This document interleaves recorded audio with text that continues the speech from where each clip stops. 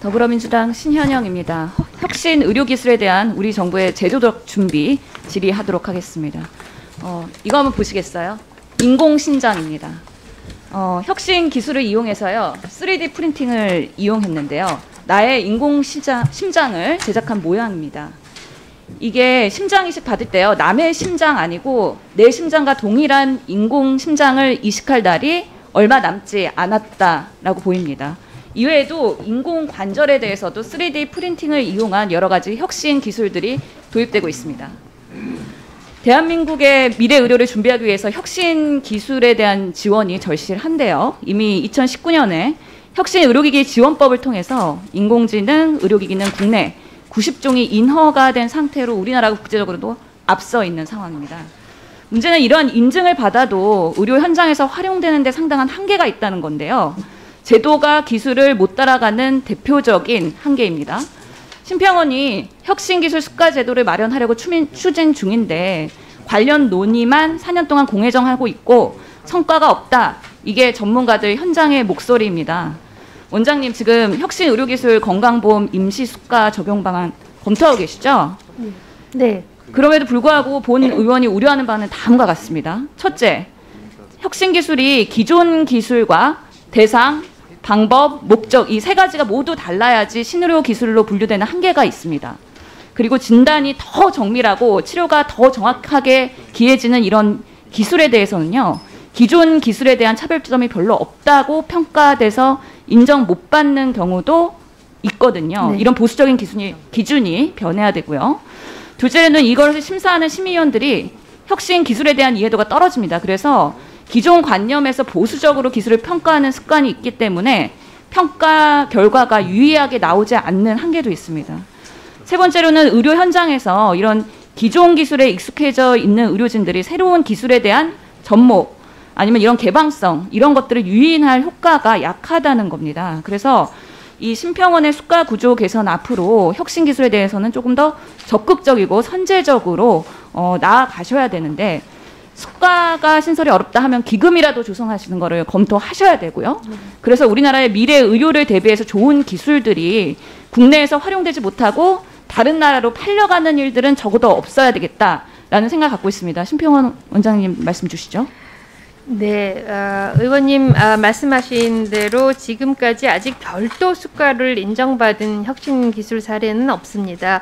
이제 그 이유는 기존의 건강보험이 환자에게 편익이, 부가적인 편익에 대한 그 근거가 있어야 보상하는 것을 원칙으로 하고 있습니다만 혁신 의료기술의 특성상 그러한 근거를 창출하기가 좀 어려운 경우가 특히 아직까지는 많지 않았습니다. 그래서 네, 간단하게 말씀 주셔야 돼요. 네, 예. 그래서 말씀 주신 대로 이 혁신 의료기기 발전을 위해서는 건강보험의 기존의 트랙을 의존할 것뿐만 아니라 별도의 그런 기금을 마련을 하게 된다면 산업 발전과 또 건강보험 재정 건전성을 위해서 굉장히 중요한 시금석이 될 것으로 생각을 하고 있습니다만 그것은 저희 혼자 하기에는 대단히 어려운 일이어서 의원님께서 도와주시면 더 속도를 낼 수 있을 것 같습니다. 예, 국회와 네. 건보공단과도 같이 네. 논의하셔서요. 네. 문재인 대통령께서도 바이오 헬스가 대한민국의 미래가 있다라고 말씀하셨습니다. 네. 공단과 심평원 협조해서 앞으로 혁신 기술을 어떻게 우리 국내에 활성화할 수 있을지 네. 전략 만들었으면 좋겠습니다. 네. 김용희 이사장님께 건강보험 과다 이용에 대해서 그 대책에 대해서 질의하겠습니다. 제가 작년도 국정감사에서요. 연간 1000일 이상 외래를 이용하는 극과다 이용자 23명 분석해서 보니까 상위 2%의 의료 과다 이용자가 건보재정 10% 사용하고 있습니다. 이에 대한 대책을 주문을 했었죠. 이사장님께서 그때 분석 적극적으로 해서 일정한 기준 마련하겠다고 하셨는데 기억나시죠? 네. 예, 당시에 PPT고요. 과다 이용의 상위권의 의료 이용 패턴을 보면은 좀 규칙이 있습니다. 연령이 10대, 20대가 많고요. 의원급 주로 이용했고 특히 한의원 많이 이용했습니다. 상병은 주로 발달장애, 연조직장애, 등 통증, 소화불량 이런 것들입니다. 최다 이용자를 들여다봤습니다. 20대 남성이고요. 1년 동안 한의원 3008번 방문했습니다. 이게 가능하려면 하루에 한의원 10군데 정도는 다녀야 되는 겁니다. 이사장님, 이게 물리적으로 가능한 건지 아니면 의료기관이 허위 청구한 건지 환자가 닥터 쇼핑한 건지 분석해 보셨어야 되는 건데 만약에 이런 닥터 쇼핑한 거다 그러면은 올바른 의료 이용을 위해 주치의가 필요할 것 같고요. 의료기관이 허위 청구한 거다 그러면 그 기관 고발 조치해야 됩니다. 어떻게 파악하고 계시죠? 예, 지금 그 의원님 지금 요 분석 틀과 비슷하게 저희도 검토를 하고 있습니다. 저게 분명히 의료기관 쪽에서도 문제가 있을 거고 환자도 정상적인 의료 이용을 하는 일이 그 상태가 아닌 것이지요. 그런데 저렇게 극단적인 이제 그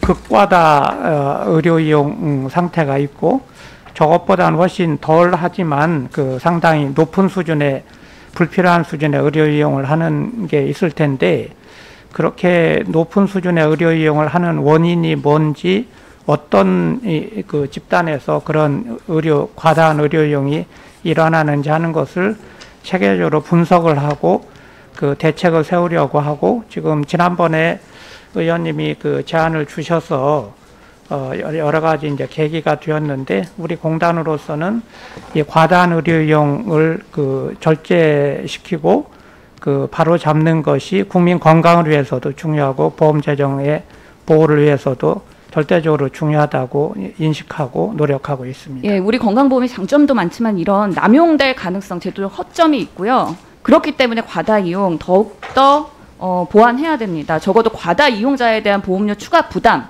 이런 것들 제재 기능은 있어야지 재정 건전성 유지에 문제가 없을 거라고 보고요. 의학적으로 환자들이 너무 많은 진료 이용하는 거 안 좋습니다. 부작용이 있습니다. 네, 이거에 당연히 대해서 그렇습니다. 이사장님 임기 내에 꼭 해결하시도록 하시고요. 분석 아직 안 하신 거잖아요. 추가로 꼭 하시길 임기 내는 바랍니다. 다 못할 것 같은데요. 얼마 남지 않아서. 임기 내에 하셔야 됩니다. 네.